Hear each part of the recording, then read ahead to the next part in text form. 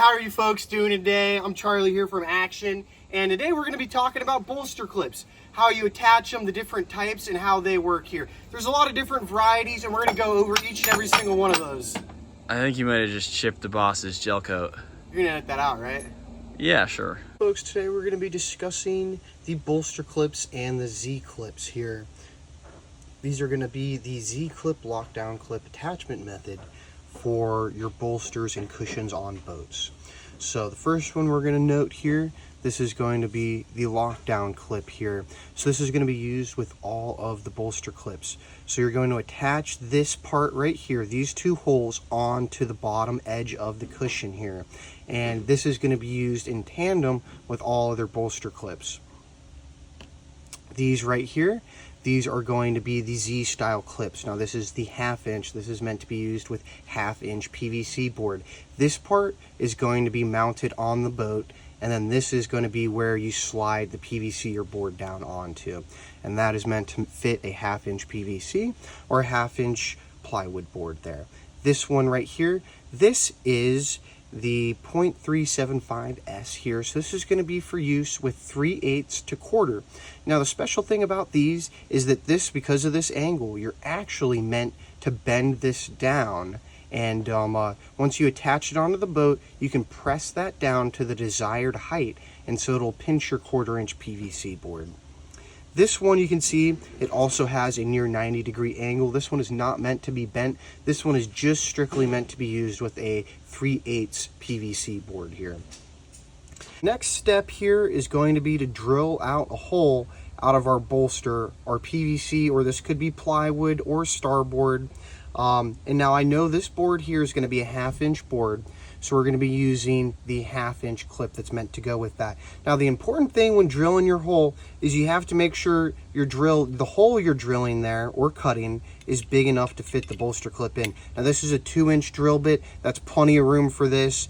This one is 1.75 inches. This is the one I'm going to use. It's a little tighter fit, but this will fit just fine inside of there. So you want to make sure you're drilling or cutting a big enough hole for your bolster clip, because it's going to go in into the hole and then slide up there. So when you're spacing out where you're going to be putting the holes, you want to think about the balance of the cushion, as well as you don't want to put it too close to the top. So you have to remember that the clip has to slide up in past the PVC board.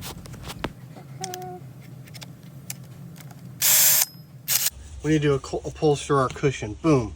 A little 1/2 inch cell foam there, a little bit of vinyl, some staples, and spray glue.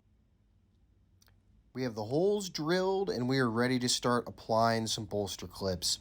Now the first one we're going to go for are the legendary lockdown clips to be used with all other bolster clips. And now they have that little offset there, and that is to give you space for your vinyl and your welt there.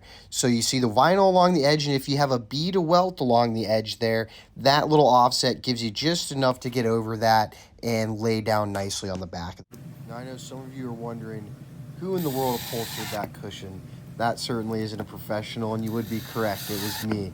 If you have any advice or would have done things differently, drop a comment below and let me know where I went wrong. This is going to represent our boat now. It might look a little smaller than the boat we were on earlier, but I guarantee you this floats, and if it floats, it boats, as we like to say down here in Florida.